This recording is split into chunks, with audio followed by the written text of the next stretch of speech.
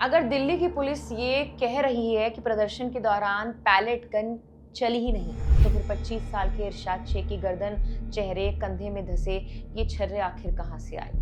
अगर pellet gun का इस्तेमाल नहीं हुआ तो ऑपरेशन थिएटर तक पहुंचने की नौबत क्यों आई?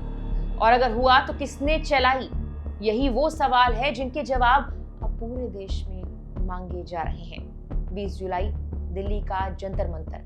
हजारों छात्र और युवा नीट पेपर लीक और परीक्षा प्रणाली में सुधार की मांग को लेकर संसद मार्च के लिए निकले थे, लेकिन कुछ ही घंटों बाद प्रदर्शन का दृश्य पूरी तरह से बदल गया।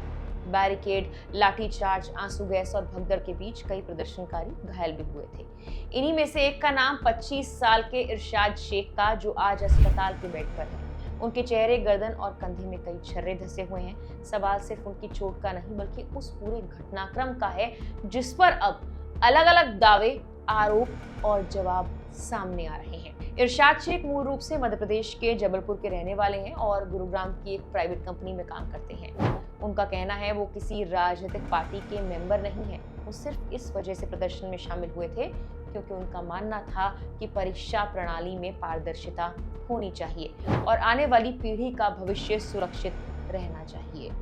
दैनिक भास्कर को दिए गए इंटरव्यू में इरशाद कहते हैं कि 20 जुलाई को वो करीब 3:30 बजे कनॉट प्लेस पहुंचे और वहां से जंतर मंतर की ओर बढ़े। उनके मुताबिक उस वक्त पुलिस, रैपिड एक्शन फोर्स यानी RAF और दूसरे सुरक्षा बल बड़ी संख्या में तैनात थे। कुछ देर बाद स्थिति तनावपूर्ण हो गई। पहले लाठीचार्ज हुआ, फिर आंसू गैस के गोले छोड़े गए और लोग इधर उधर भागने लगे।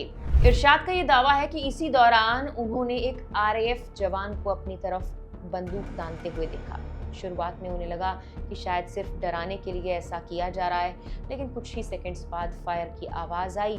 इसके तुरंत बाद उन्हें अपनी बाई आंख में और चेहरे, कंधे में तेज जलन महसूस हुई। खून बहने लगा और शरीर में कई जगह छोटे छोटे छर्रे धंस गए।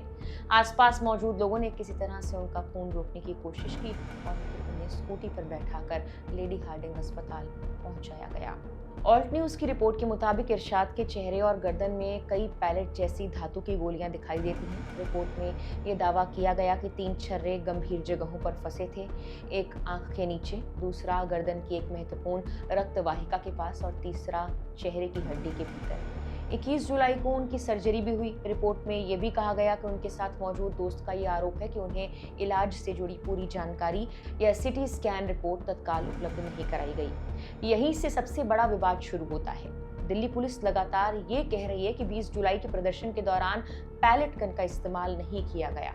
पुलिस ने ऐसे सभी दावों को झूठा और भ्रामक बताया, लेकिन दूसरी तरफ इरशाद जैसे घायल प्रदर्शनकारी हैं जिनके शरीर में छर्रे होने का दावा किया जा रहा है। सवाल ये उठ रहा है कि अगर पैलेट गन नहीं चली तो फिर ये छर्रे आए कहां से, प्रदर्शन के दौरान, और वहां कौन था? ये सवाल इसलिए भी गंभीर हो जाता है क्योंकि इरशाद अकेले नहीं है। ऑल्ट न्यूज ने एक और प्रदर्शनकारी साहिल लोछाब का जिक्र किया है। रिपोर्ट के अनुसार साहिल की आंख में गंभीर चोट आई और उनके शरीर पर कई पैलेट जैसे घाव मिले।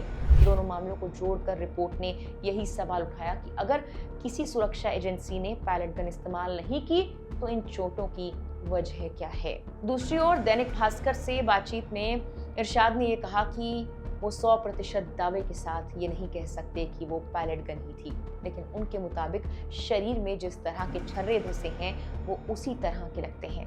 उन्होंने सरकार से मांग की कि अगर पैलेट गन पर नियम और प्रतिबंध हैं तो फिर इसकी निष्पक्ष जांच होनी चाहिए कि आखिर उनका इस्तेमाल किसने किया।